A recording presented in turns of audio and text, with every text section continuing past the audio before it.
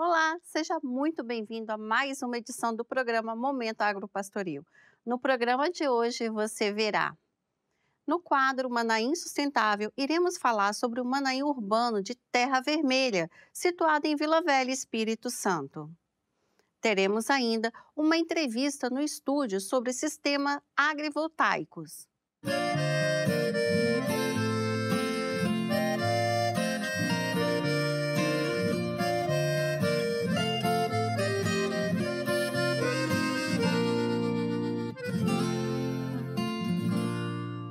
No quadro Manaim Sustentável, vamos conhecer as ações sustentáveis que acontecem no Manaim Urbano de Terra Vermelha, em Vila Velha. Eu tive a oportunidade de estar no local e produzir uma matéria. Confira a seguir. Seguindo o padrão dos manaíns da Igreja Cristã Maranata em Terra Vermelha, Vila Velha, encontramos mais uma unidade de práticas sustentáveis. Atualmente, o local conta com uma produção bastante diversificada de hortaliças que têm sido cultivadas há cerca de 4 anos. Com uma palavra do Dr. Jadeuti, o desejo dele é que os manaíns fossem sustentáveis. E nós visamos, né, tudo aquilo que tínhamos de espaço no Manaim e vimos a necessidade da implantação de uma horta para usar os espaços e também eliminar um pouco do mato, sujeira, muita água acumulada. Com isso nós começamos a avaliar o solo, tirar metragem, porque também o lugar da nossa horta hoje é um lugar muito baixo. A gente tinha medo das chuvas tirar, né, tudo aquilo que nós plantamos. Mas nós tínhamos que fazer para poder ver. Avaliamos, vimos lá, plantamos alguns pés de hortaliças para ver o desenvolvimento, porque nosso solo é muita areia. Areia, em determinado lugar, branca mesmo. E nós fomos ali criar a matéria da própria região, a camada de terra superior, com muitas folhas que nós tínhamos, fizemos os canteiros, para dali nós começarmos então a horta ao seu real. Com isso nós tivemos uma grande alegria, porque as primeiras pessoas que começaram a vir nos eventos, que viram os poucos canteiros, começaram a se admirar do trabalho que estava sendo feito. A horta deste Manaim é composta por alface, hortelã, agrião, manjericão, cebolinha, coentro, entre outras hortaliças, e a colheita é abundante, graças ao manejo que é feito. Esse trabalho nós fazemos todo com ele orgânico, nós não usamos nenhum tipo de adubação química, é tudo adubação orgânica. Nós coletamos as folhas, nós deixamos em montes, né? Muitas vezes a própria chuva vai molhando ela ali, ela vai entrando no seu estado de composição, nós misturamos com a areia de solo que nós temos e transformamos em canteiro para assim esse manejo da sua matéria orgânica ser bem sucedido. Então, nós coletamos as próprias folhas, fazemos esse trabalho de composição para poder hoje chegar no que chegamos com sucesso. Além disso, há uma grande produção de ovos com a criação de galinhas de postura. Nós estamos com um galinheiro hoje com 42 galinhas ródeas, já no estado de postura, botam em média de 38 ovos aqui por dia, de 42 galinhas, além dos galos que nós temos. E isso nós colocamos a princípio tudo para atender os voluntários, mutirões, seminários, mas com tudo isso hoje a gente já consegue boa parte desses ovos, muitos irmãos encomendam e pede reserva, porque eu não tenho hoje galinhas poedeiras suficiente, mas os irmãos encomendam fazer reserva para eles e às vezes eles vêm buscar, eles vêm com as próprias embalagens, falam, pastor, eu trouxe aqui a embalagem. E eu vejo nisso também um meio de sustentabilidade, né, da consciência no nosso meio dos irmãos, ver de descartar no lixo, muitas das vezes fazer um reuso de uma embalagem de um pente de ovos. Aqui no Manaí de Terra Vermelha, além de você buscar experiências espirituais, você tem a oportunidade de ter um momento em família. Aos sábados, das 7 ao meio-dia, o Manaí está aberto para que você e sua família tenham experiência de colher o próprio alimento na horta.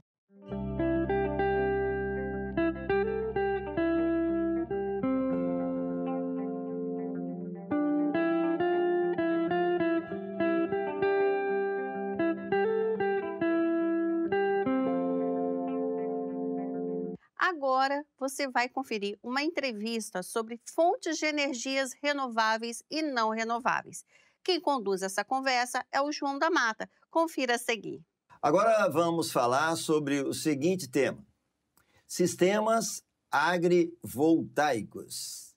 E para falar sobre esse tema, nós estamos aqui com o professor José Luiz Gouveia Gasparini, mestre em agronomia, doutorando em planejamento energético. É um prazer recebê-lo aqui, professor. Agradecemos desde já a sua disponibilidade.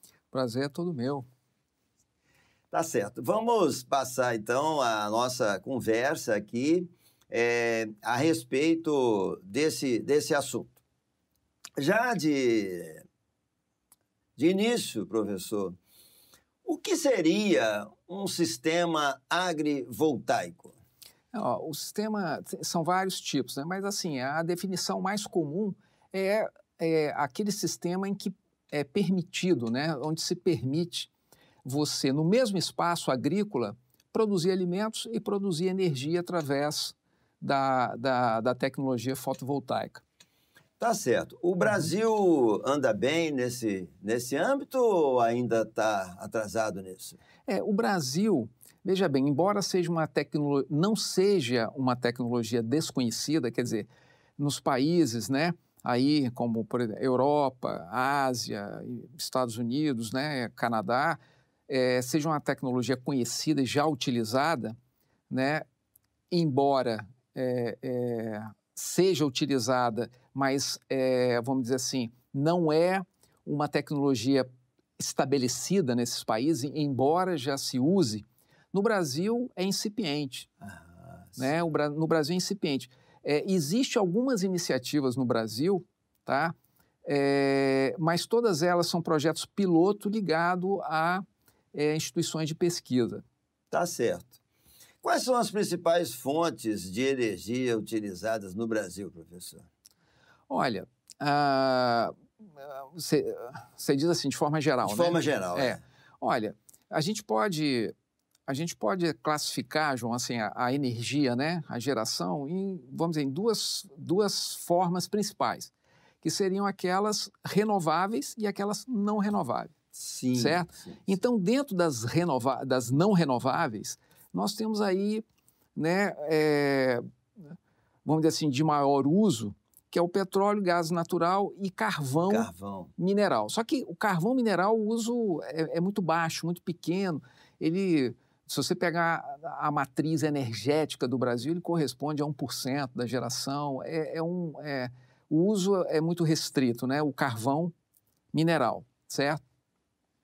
Então, nesse quesito, é importante também, João, que a gente esclareça. Quando a gente fala assim, uma coisa é a matriz energética, outra coisa é a matriz elétrica. Certo. Então, uma mesma energia, ela se posiciona em termos percentuais de uma forma diferente quando você fala de matriz energética e fala de matriz elétrica. Porque nem toda energia vai gerar eletricidade. Por exemplo, o próprio petróleo. Sim. O petróleo, quando ele é refinado, né, ele entra para o refino e você vai produzir diesel, gasolina, nafta, ele, na maioria das vezes, ele é queimado no motor de um carro, ou seja, não gera eletricidade.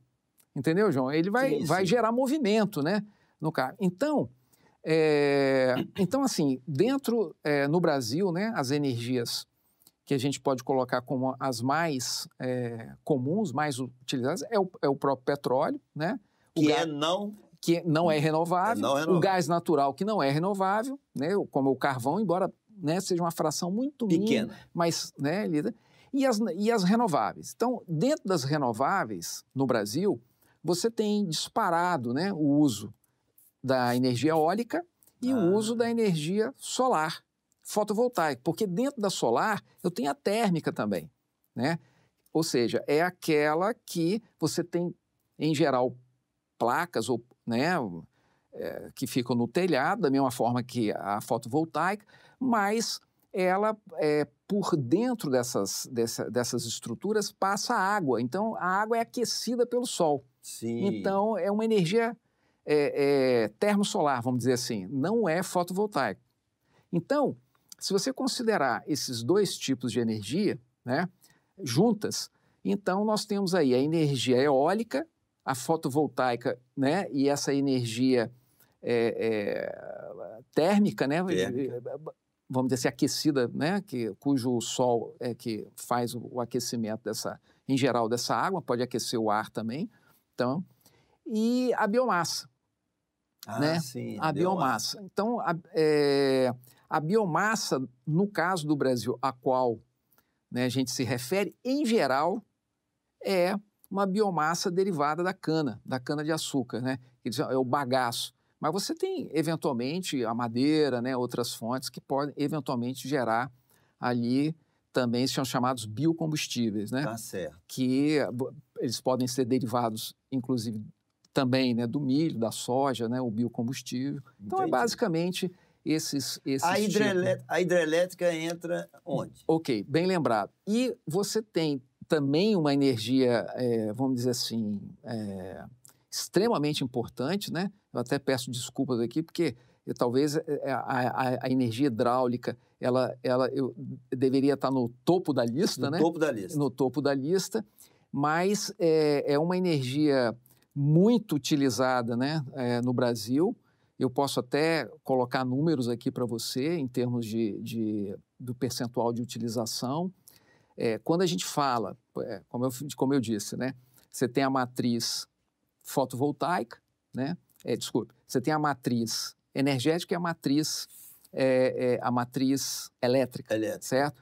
Se você for considerar, vamos dizer assim, a matriz energética, hoje, as hidrelétricas, ela perfaz aí uns 12% dessa matriz. A hidrelétrica. A hidrelétrica. Se você considera a matriz elétrica, ela já chega no nível de 50% da geração. A diferença entre a matriz elétrica e energética seria... É porque você, na matriz energética, você inclui as não renováveis. Entendi. Entendeu? Então, o percentual das renováveis cai. Sim, entendeu? Sim. Então, aí quando você vamos colocar assim, se refere à matriz elétrica, aí o que acontece? A participação de não renováveis, a participação de renováveis, ela cai.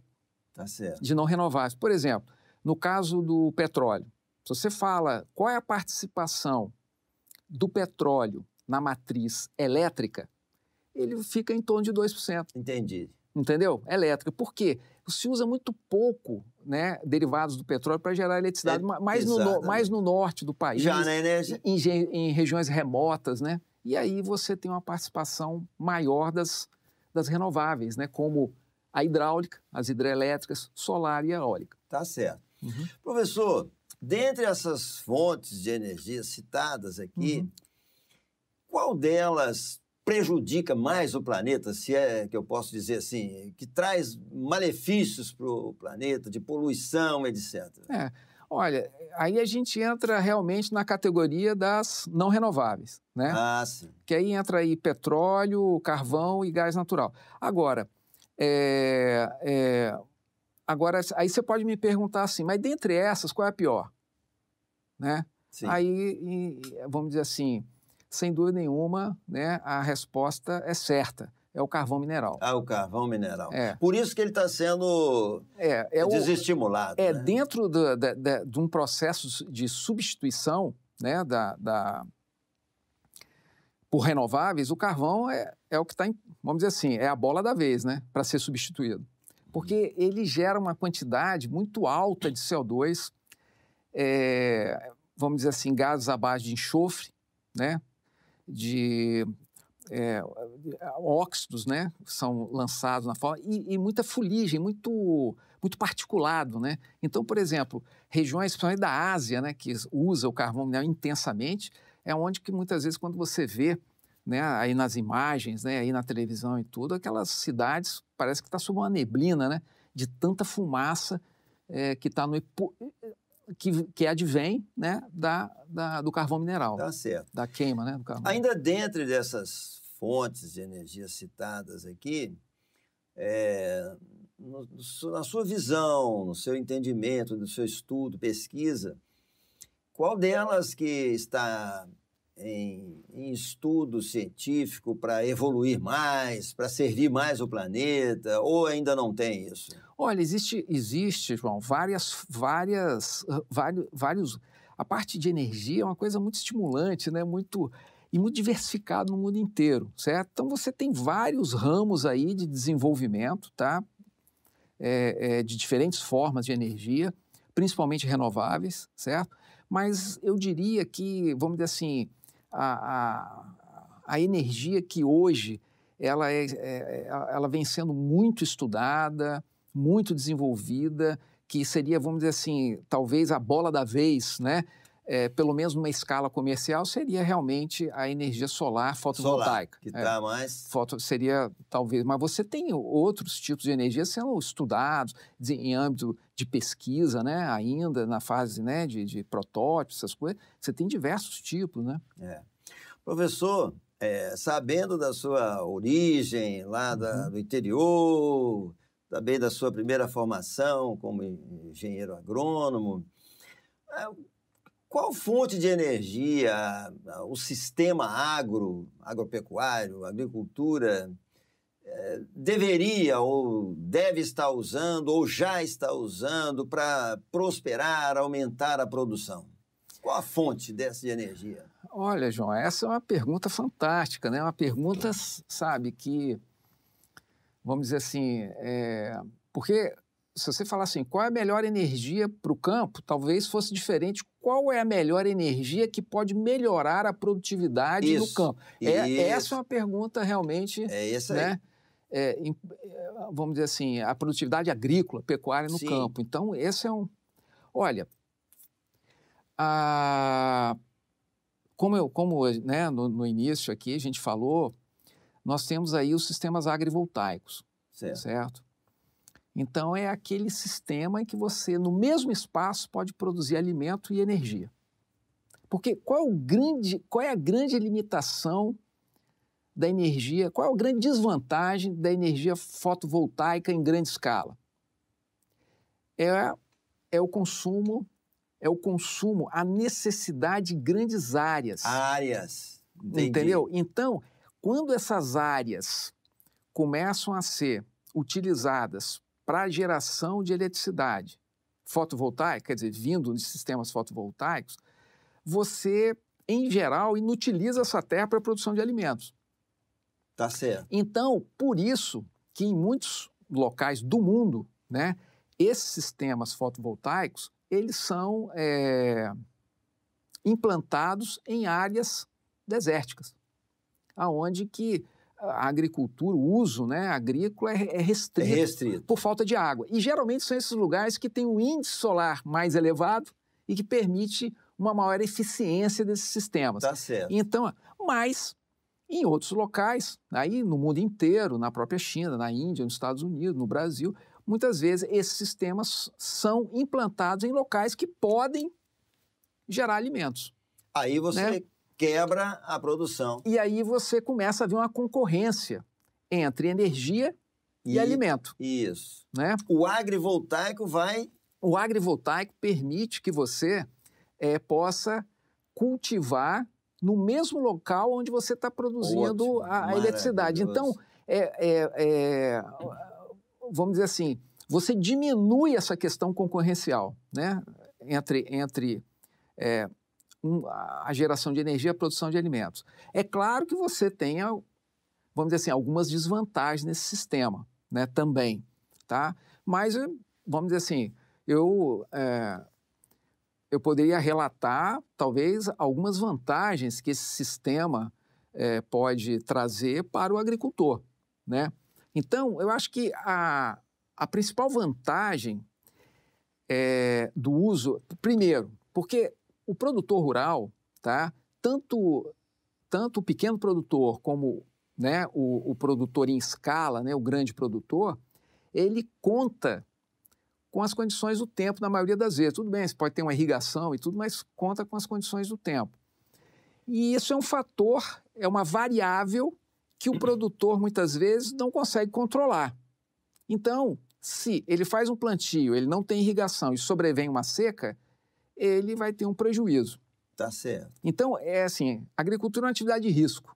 Muito risco. Porque mesmo que o agricultor ele tenha a irrigação, a cultura dele, a plantação dele, pode ser atacada por uma praga, né? Então, quer dizer, assim, o produtor, na verdade, é um herói, né? Ele é um herói. Quando ele faz um plantio, ele se propõe a fazer alguma coisa, ele está contando com o tempo, sim, que é uma variável que ele não controla. Ninguém controla. Ninguém controla. Então, quando você coloca esse sistema agrivoltaico, você passa a ter alguns atenuantes em relação a isso. Por exemplo, em locais, né, com uma incidência solar muito alta, né, uma irradiação solar muito alta, que normalmente pressupõe temperaturas maiores, quando você põe esse sistema, né, que são placas, né, fotovoltaicas, e cultiva embaixo, você vai fazer sombra. Sim, vai fazer então sombra. Você melhora as condições chamadas micrometeorológicas, ou microclimáticas, quer dizer, embaixo ali. Então você vai ter um ambiente mais adequado à cultura. Quer dizer, pelo menos para uma parte... Porque tem culturas, João, muito sensíveis ao sombreamento. Sim. Então, quando você coloca essas placas, pode haver uma queda de produtividade, certo? Sim. Mas, se você analisar o conjunto da produção, quer dizer, ele não vai ter mais agora só a produção agrícola, ele vai ter a produção de energia. Também. Então, isso, em alguns trabalhos, tem mostrado que supera os 100% em relação ao cultivo sem as placas. Né? Quer dizer, a produtividade da área aumenta muito. Então, se ele somar aquilo que ele vai, a renda, né, que ele vai oferir com a produção agrícola e a renda que ele vai oferir com a produção de eletricidade, é maior do que muitas vezes elas em separado. Tá certo. Entendeu? Então, isso pode ser uma grande vantagem. Então, e algumas culturas se adaptam muito bem ao sombreamento. E dentro do... Isso aí, João, é uma técnica, né? Então, como uma técnica, tudo varia. Então, por exemplo, eles chamam de densidade de sombra ou de sombreamento. Então, você pode espaçar mais as placas e permitir que o sol penetre mais. Você pode juntar as placas, aumentar o sombreamento, vai ter menos sol. Então, as culturas, elas são sensíveis a isso. Algumas plantas exigem mais sol, outras plantas exigem menos sol. Então, você vai fazer esse jogo, né, de adensamento de placa ou nível de sombreamento, conforme a cultura que você quer colocar ali. Tá certo. E vai ser uma vantagem para o agricultor, né? Agora, em geral, a vantagem, ela traz, vamos dizer assim, as condições climáticas abaixo das placas, elas se tornam, assim... Porque o problema, João, do ponto de vista agrícola, nós temos aí o aquecimento global. Sim. Certo? Que é algo assim, muitas pessoas têm uma resistência em aceitar, né? Mas assim, hoje ninguém duvida de que a temperatura média do planeta está subindo. Hoje não é. Claro. Você pode haver uma dúvida do que está causando isso. Mas que está subindo, está. Entendeu? Então, quando você coloca, né, essas placas, né, que eventualmente vão gerar eletricidade a partir do sol, você também gera uma sombra e gera uma redução de temperatura. Então, quer dizer, se você pensar no mundo mais quente, no mundo, né, onde que eu vou ter temperaturas médias maiores, um sistema desse, eles chamam de um processo de adaptação. Então, os sistemas agrivoltaicos, no final das contas, ele passa a ser um sistema que vai adaptar o agricultor ou sistemas produtivos agrícolas a uma realidade de aumento de temperatura média do planeta. Tá certo, professor. Uma última pergunta. Há alguns locais de solo, áreas que desaconselha-se o uso do fotovoltaico, do agrivoltaico, que não deveria colocar, assim, para dar uma opinião para os nossos telespectadores. Olha só, a parte negativa do agrivoltaico é o custo de implantação. Ah, tá certo. Tá? É o custo. Ele pode chegar, tá, a ter um custo que vai de, vamos dizer assim, de 2 a 4 vezes maior do que, vamos dizer assim, um sistema convencional. Tá? Então,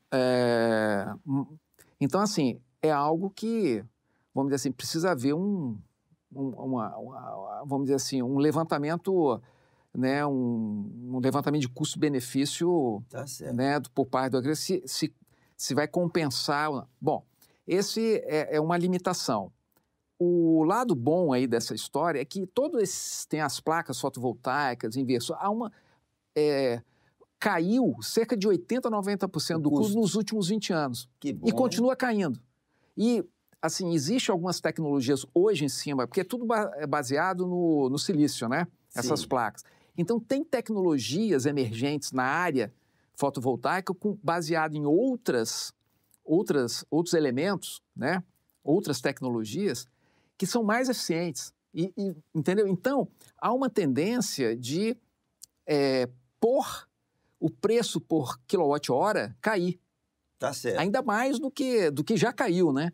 Então, as perspectivas são muito boas de queda de custo, mas hoje, né, ainda em relação aos sistemas convencionais, o agrivoltaico ele pode ter um custo aí de 2 a 4 vezes maior elevado ainda, né? Na implantação do certo. que, né? Então, isso é um fator. Agora, com relação à energia, a geração de energia em si, aí você tem os mapas solarimétricos, que vão determinar quais são os melhores locais, né, para geração. Então, por exemplo, não basta, porque muitas pessoas acham assim, quanto mais quente o local, melhor, né, para colocar um sistema fotovoltaico, né, que geralmente a pessoa faz uma ligação da temperatura com a incidência solar, né? Isso. E realmente tem, mas vamos dizer assim, isso não é linear. Você quer ver um exemplo? Fazer uma pergunta. Você tem dois locais para instalar um sistema fotovoltaico. O Nordeste e a Amazônia. A Amazônia é mais quente que o Nordeste, não é? Com certeza. Qual dos dois você implantaria? O Nordeste, eu creio, por causa do sol, da incidência solar. Não, você acertou. Perfeito. Acertei, né? Mas o motivo é outro. É outro? É outro. Veja bem, o grande problema da Amazônia e nas regiões adjacentes, né? E, de certa forma, até também aqui no Sudeste, vamos dizer assim, a cobertura de nuvens. Ah, entendi. Porque ela diminui a intensidade da radiação. Isso. Então, é quente, abafado, mas a irradiação a irradiação solar, ela flutua muito. Sim. Porque uma hora tem nuvem, não tem, o sol passa, não passa, a incidência aumenta, a incidência diminui, então você tem um problema de eficiência na geração. Já no Nordeste, como em geral o céu está aberto, a maioria Maior incidência solar. Maior incidência solar e mais constante, alta e constante, Sim. então você tem uma geração anual maior do que... Né? Então, esse é um ponto a ser analisado, né, também, né, para decidir se vai implantar ou não. Tá certo, professor. Uhum. Muito boa a sua contribuição conosco aqui. Agradecemos muito você ter dispensado esse tempo para estar conosco. Uhum. Temos certeza que muitas pessoas irão beneficiar das suas informações e esperamos contar com você novamente, numa outra ocasião, conosco aqui. Agradecemos muito à TV Manaim, a Igreja Cristã Maranata, te agradece por esses momentos aqui conosco. Não, o prazer é todo meu, porque, vamos dizer assim, isso que eu acabei de fazer, as informações que eu acabei de falar, de passar é apenas assim, é quase uma gota no oceano Entendemos do isso. número de informações importantes que hoje o agricultor tem que saber. Sim. Não importa se ele é um pequeno produtor, se ele é um grande produtor, se ele é um médio produtor, ele tem que estar alinhado com essas inovações, estar alinhado com essa realidade climática do planeta, a realidade climática do país, do Brasil, do estado dele, do município onde ele está inserido. Ele tem que estar, vamos dizer assim, antenado, atualizado em relação a isso, para que ele possa buscar as alternativas que vão permitir que ele se adapte a essa nova realidade, não só climática, mas também tecnológica. Então, é um prazer imenso eu poder contribuir aqui nessa pequena gota, né, nesse oceano infinito aí de informações que nós vivemos. Até uma próxima vez, Tá então, bom. muito obrigado. Muito obrigado. Eu que agradeço. Voltamos contigo, Claudia.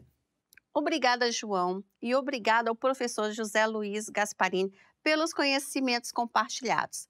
Estamos chegando ao final de mais um programa. Nos vemos na próxima semana. Até lá!